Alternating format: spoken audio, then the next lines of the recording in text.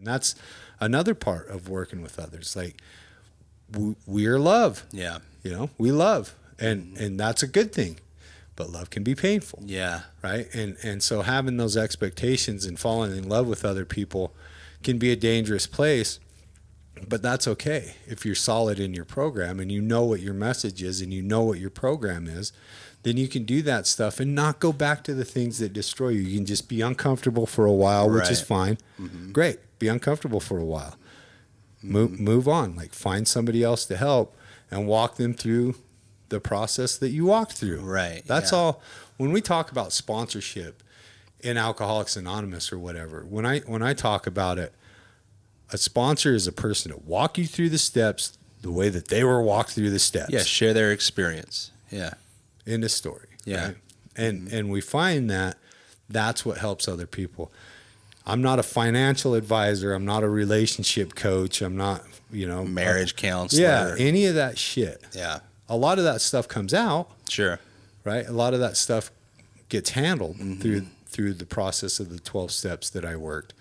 But I'm a fucking alcoholic that worked the steps, who found freedom from the obsession to drink. Yeah. Yeah.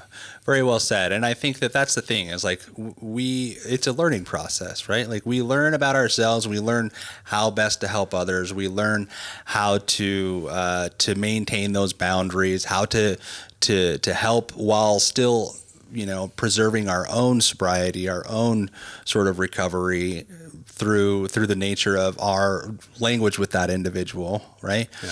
But I think, and going into that, it's very beautiful.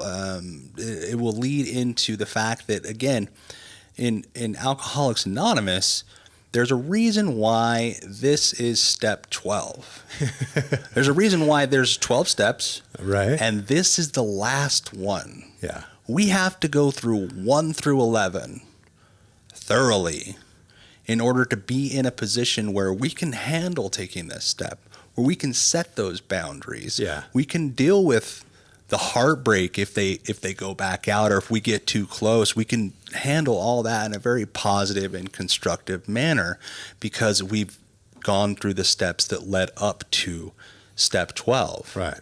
So I think that there's a reason why we have to go through all that other mental work, all that other uncomfortable stuff, all that other growth, all that other foundation setting in order to handle however that situation plays out when we're helping others. And the thing that I like about it is that what I hear, or what we continue to see in almost every avenue of self-help or anything where we're bettering ourselves from the inside out, is there's always this sense of everything that we do for us, everything that we're doing for ourselves by, working through trauma and building ourselves up mentally and, figuring out why we do the things we do is in order to be the best and highest versions of ourselves for others. It all sort of comes back to, I do this for me so that I can be better prepared and show up for you. Right. It's all sort of comes back to giving back.